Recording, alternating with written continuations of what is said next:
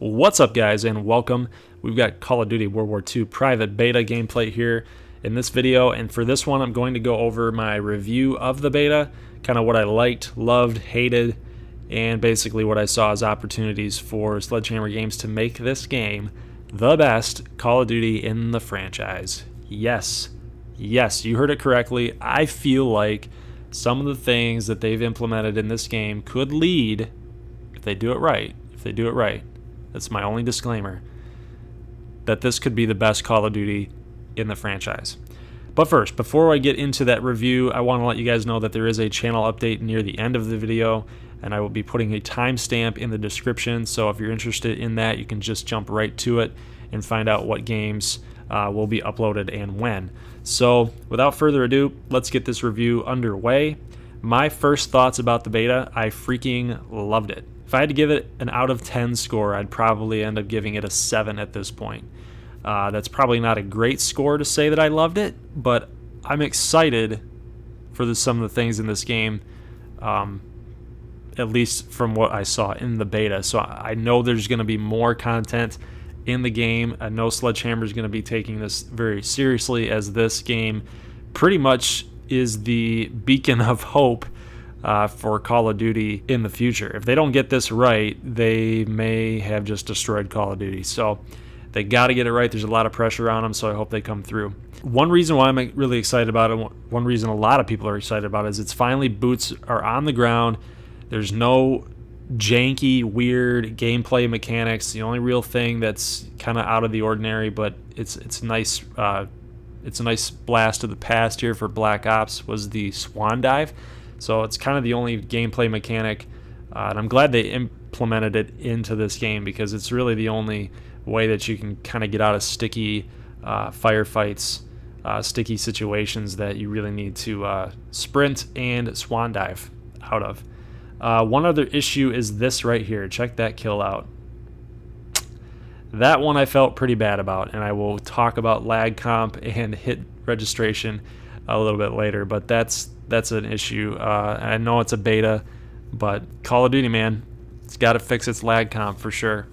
But anyway, so I really like the feel of it. I like the fact that we're back to boots on the ground. The only other issue is the side strafing speed of my opponents. I felt like that's kind of an issue. When you're side strafing, you're kind of going left to right. You feel like you're moving through mud, and you can't really move, right? It doesn't feel like you're moving fast enough to avoid anyone's fire. But when opponents are doing it, they're gliding all over the place, so it's almost like they've got a jetpack on, you know? So it's like, or they're on skates. So that's kind of unrealistic to me, and if they want to implement a sense of realism, I would like Sledgehammer to try to think about maybe toning that speed down, that side strafing speed, especially when you're using an M1 Garand, right? You've only got 8 bullets in your clip, so your shots have to hit, your shots have to count. So anyway, the side strafing was kind of an issue, I felt. So yeah, aside from the movement mechanics, the guns I felt were another point of emphasis for me in this gameplay. Here you guys can see I'm playing with the M1 Garand, which not a lot of players in the beta were using when I was playing. That seems to be changing the more videos on the beta I watch on YouTube. Perhaps it's because the gun is, dare I say it, difficult to use. I mean, don't get me wrong, I love the realistic ping, and the recoil is kind of an issue for me. And maybe that's on my end, maybe that's my problem that I gotta adapt to and I gotta evolve to. But what I noticed with this gun, in some of the submachine guns, not all of them, the Type 100 is, I don't even know if there's any recoil on that thing, it's insane. But what I noticed with the M1 is it's inconsistent with the recoil pattern. In one shot it'll go way high, and one shot it'll go way left. So when you can't predict where your first shot's going to end up, or where your first shot's going to be, it makes it extremely difficult in a game where the time to kill is relatively quick. You really got to be a master of that gun and really take into account the recoil on luck, really on chance. Where is this going to bounce? I don't know, but I hope it's on target. And if that's a skill-based thing, then fine. But I would like Sledgehammer to come out and say it, you know? If it's skill-based, recoil, if they really want recoil to be realistic, then they're doing a good job. But if we're doing that, the time to kill needs to be a little bit higher, just so you can compensate for that, I feel like. This is coming from a guy who, not to toot my own horn here, but I'm just giving you this guy for reference. I'm a pretty good shot. 24 to 28%, usually nearly 30% in basically all games that I've played for shooters. I've been told that that's pretty good. That's above average or really close to being great. But I felt like in this beta my shots weren't registering, or I felt like in this beta my shots weren't even close. So, and it's either the player speed that I got to adapt to, or it's the hit registration and the lag comp, and I'm not really sure which one it is. So if you guys experience that, put it in the comments below. Let me know, because I'm freaking out over here, being, holding myself to a standard that I've got a good shot, and then all of a sudden it's gone for crap. I want to know what happened to it. So let me know what you guys think on the recoil, the lag comp, and the hit registration.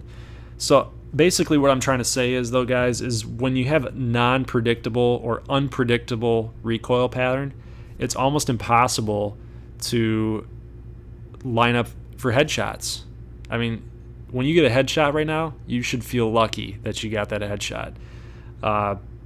And if Sledgehammer wants to implement camos or skins or headshot challenges like all other Call of Duty games have done in the past for your gold camo, things of that nature, then it's going to be a hefty grind. And I hope that they look into that, and hopefully we'll see a fix. Even if they don't fix it, I just want to know what the deal was. I just really want to know what the intent was, so that I know and I'm not freaking out. And a lot of other people aren't freaking out either. But that's not to say that I didn't like the M1 Garand. The gun is still a 2-hit kill most of the time, which is insane, which is really, really good. Perhaps the recoil pattern was to offset its power.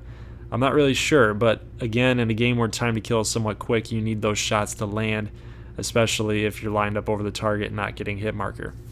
That's just the way that it is. But some guns that I noticed that were being possibly overused were submachine guns and the shotgun shells. More specifically, the incendiary shotgun shells, to which Sledgehammer has come out on Reddit officially and said to the players that they're going to be looking into nerfing it. And I kind of hope that they do, because it was almost game breaking. Like, you could not run around a corner without getting shotgun incendiaried.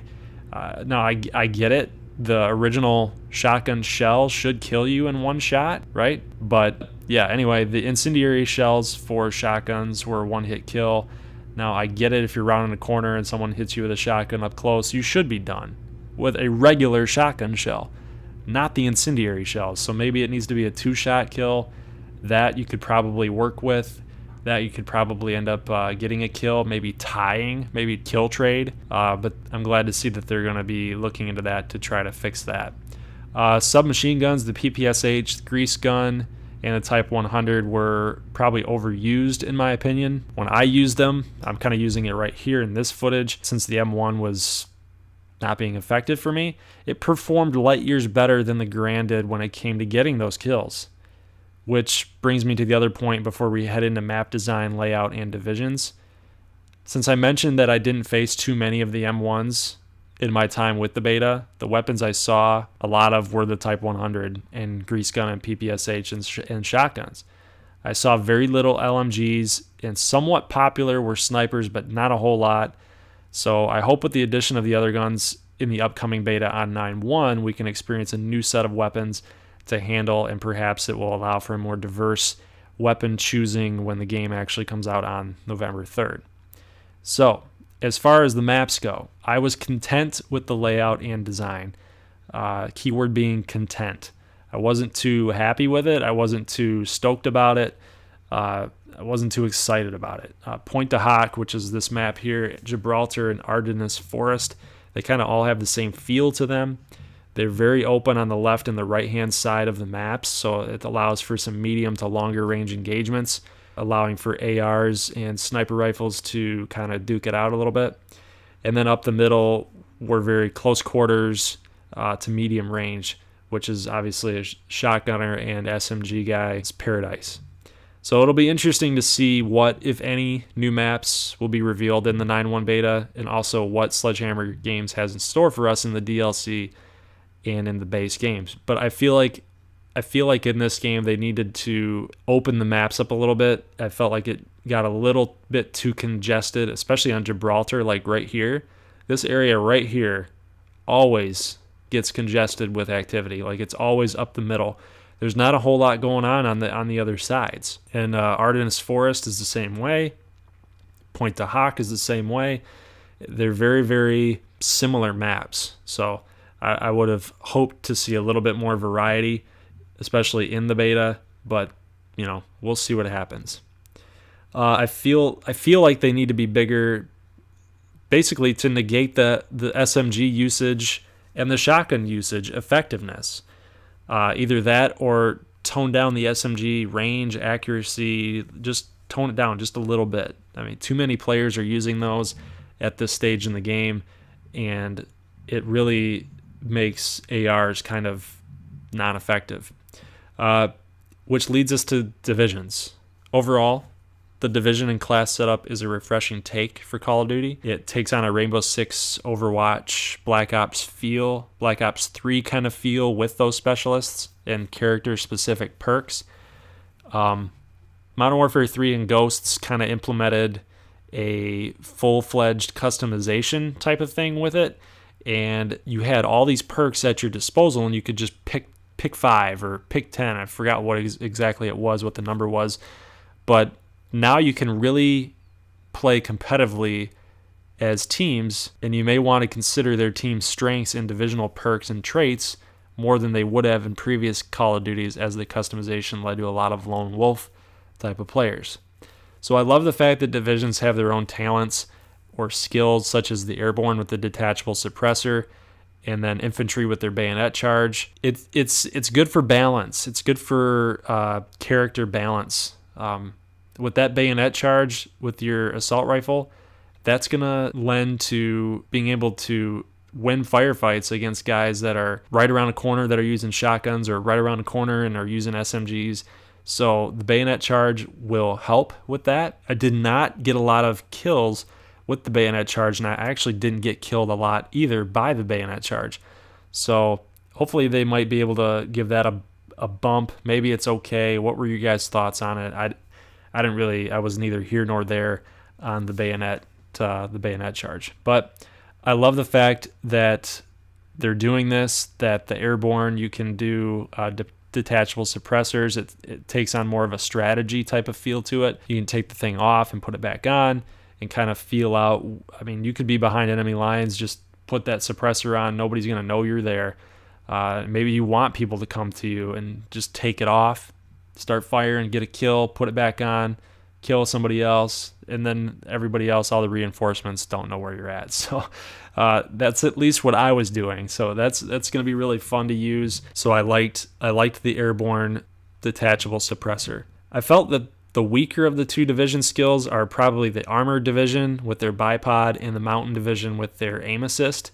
How long the aim assist lasts, I'm not sure. I honestly didn't play much as a sniper.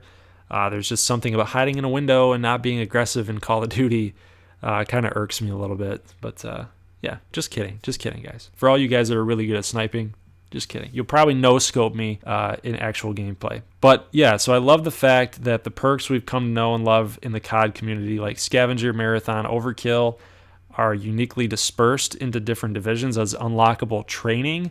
So as you level up your divisional character, this creates more of a specialist feel, like I mentioned before. So just like in Rainbow Six Siege, one specialist does one thing well and has a weakness that's easily countered by another specialist. And the same can be said here for Call of Duty. And by doing this, the game just got competitively more balanced. So overall, guys, I'm excited about what's in store as the weeks go by. Will you be in the beta this weekend? Did you play in the beta last weekend? What did you guys think? And if you haven't yet, would this gameplay that you've seen on YouTube here or on other channels get you hyped about getting back into Call of Duty?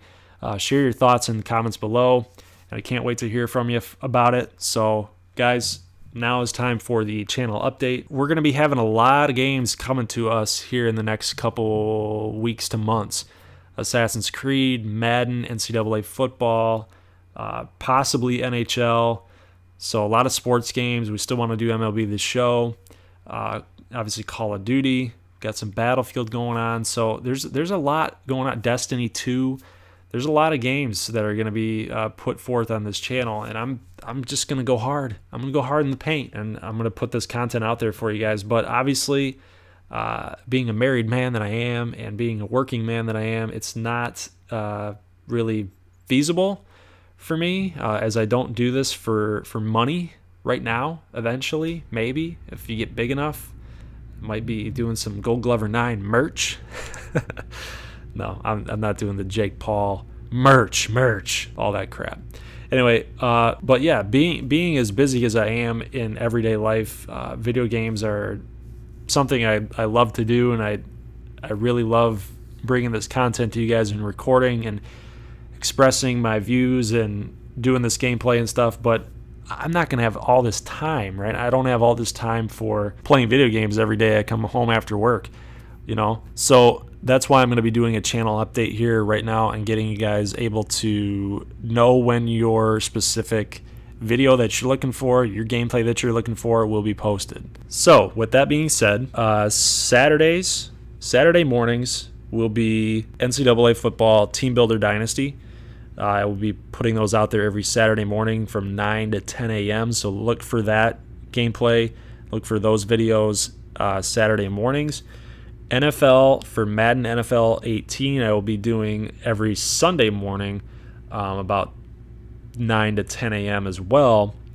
So look out for those. I could be, depending on how it takes off, I could be posting Madden videos twice a week, possibly Mondays or Thursdays, kind of when the NFL is actually on. That's kind of when I'd like to do those. Call of Duty, when this game comes out, will be the dominant video game that I have on the channel. So I will be doing a lot of Call of Duty videos as November 3rd hits. But we've got 2 months pretty much until that happens. So the schedule going forward will be college football Saturdays, NFL Sundays, possibly Monday or Thursday. But that's up for decision making at a later date. MLB The Show, I will be posting 2 times a week, and those right now will be Tuesdays and Thursdays. Battlefield will probably end up being Wednesdays and Fridays, and then when Assassin's Creed and Destiny come out, we'll just kind of roll with the punches. So there will be another channel update later on, but for right now, I just kind of wanted to give you guys an idea of what's going to be posted and when. So the worst thing that you can do as a YouTuber or a content creator is to not let your audience know when to expect something. I don't want to put you guys out of the loop. I want you guys to know when to expect it, because I don't want to lose you guys, right? I don't want to lose you just because you feel like I'm not uploading a certain video, or I'm ignoring it, or I'm all done with it, or that kind of thing. So I'm not all about that. I want you guys to come to this channel and like the content that I put out. So that's kind of where I lie. That's kind of where I stand on it. But yeah, so I hope you guys are enjoying Call of Duty World War II. If you haven't played it yet,